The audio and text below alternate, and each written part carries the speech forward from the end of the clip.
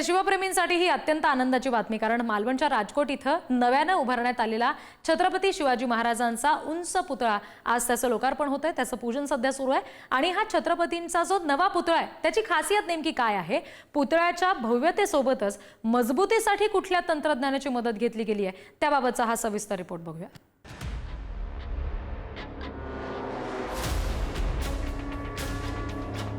मालवणच्या राजकोट किल्ल्यावर उभा राहिलेला छत्रपती शिवाजी महाराजांचा हा 83 फुटी पुतळा शौर्य आणि भव्यतेचं उदाहरण। छाती अभिमानानं फुलून यावी असं छत्रपतींचं हे रूप। निसर्गाच्या आव्हानांना तंत्रज्ञानाच्या साथीनं पेलणारी एका कलाकाराच्या असामान्य मेहनतीची ही पूर्तता। एका अप्रिय घटनेनंतर नव्यानं उभा राहिलेला छत्रपती शिवाजी महाराजांचा हा पुतळा आता लवकरच तुम्हा आम्हाला पाहता येणार आहे। शिवप्रेमींना भारावून टाकणारं असं हे छत्रपती शिवरायांचं रूप आहे। भारतामध्ये पहिला छत्रपती शिवाजी महाराजांचा समुद्राच्या किनारी असलेला पुतळा आपल्या महाराष्ट्रामध्ये सिंधुदुर्ग जिल्ह्यातील मालवण राजकोट येथे उभारण्यात आलेला आहे। आपण या ठिकाणी आहोत। पूर्ण जर पुतळ्याचं वजन पाहिलं तर 85 टन एवढं या पुतळ्याचं वजन आहे आणि हा पुतळा जो आहे तो 83 फूट उंच आहे। एकंदरीत याची हातातली जी तलवार आहे छत्रपती शिवाजी महाराजांची ही 23 फुटाची आहे, म्हणजे 2.3 टन या तलवारीचं वजन आहे। एकंदरीत उच्च दर्जाचे बांधकाम करून हा पुतळा आता उभारून झालेला आहे। 26 ऑगस्ट 2024 राज्यातल्या आणि देशातल्या शिवप्रेमींसाठी हा दिवस काळा दिवस ठरला। याच दिवशी राजकोट किल्ल्यावरील छत्रपतींचा पुतळा कोसळला। यावरून व्हायचं ते राजकारण झालं, व्हायचा तो कायदेशीर तपासही झाला, पण शिवप्रेमींना या पलीकडे अपेक्षा होती ती शिवरायांच्या या रूपाला पुन्हा एकदा त्याच ठिकाणी अभिमानानं पाहण्याची। आणि त्याच अपेक्षेच्या पूर्ततेचा क्षण आता जवळ आलाय। त्या घटनेच्या कडू आठवणी लक्षात ठेवूनच यावेळी छत्रपतींचा पुतळा साकारताना काळजी घेतली गेली आहे। शिवरायांच्या पुतळ्याची उंची 83 फूट इतकी आहे।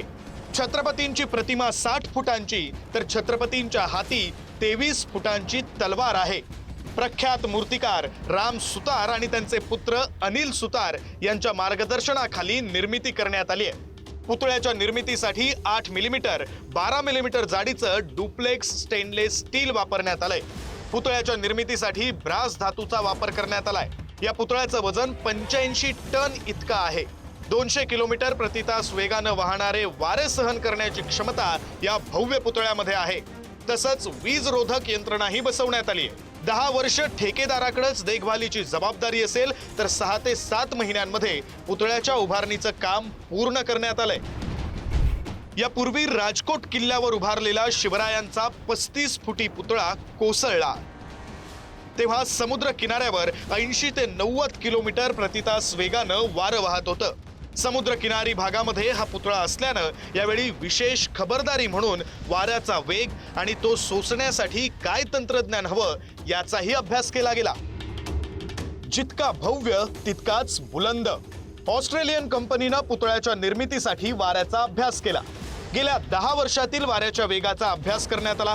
160 ते 170 किलोमीटर प्रति तास वेगानं वारं वाहिल्याचं यात निदर्शनास आलं।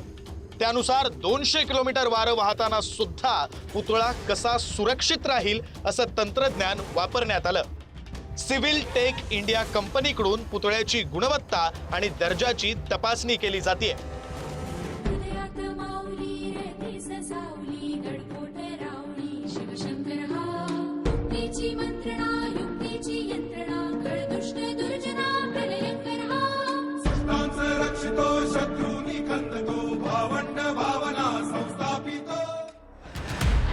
मंडळी, राजकोटच्या किल्ल्यावर भव्यतेची अनुभूती देत उभा राहिलेला हा पुतळा म्हणजे केवळ एक शिल्प नाही, कोट्यवधी मराठी माणसांच्या हृदयातील महाराजांच्या प्रतिमेचा भव्य आविष्कार आहे।